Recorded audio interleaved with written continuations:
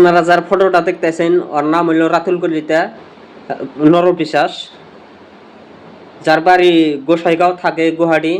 তো ওই নরপিশাচে রাতুল কলিতায় একটা পোস্ট করছে আঙ্গ মা বোনের নিয়ে, এমনভাবে পোস্ট করছে মেয়েরা যদি তাগরে সুন্দর সুন্দর মা বোনগুলোর লগে তাগরে এসামিস সমাজের পুরুষগুলোর লগে একটা থাকবার দেয়, তাইলে নাকি এই মিয়াগোর বিরুদ্ধে বা আজমলের বিরুদ্ধে কওয়া বন্ধ করব।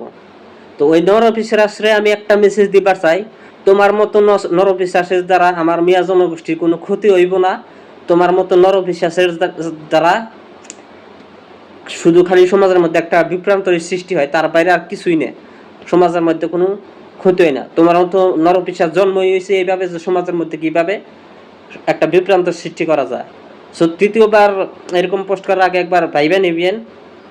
আর হ্যাঁ, আর আসাম পুলিশের অনুরোধ করি যে এরকম নরপিশাচের বিরুদ্ধে যেন আসাম পুলিশ দ্রুত ব্যবস্থা নেয়।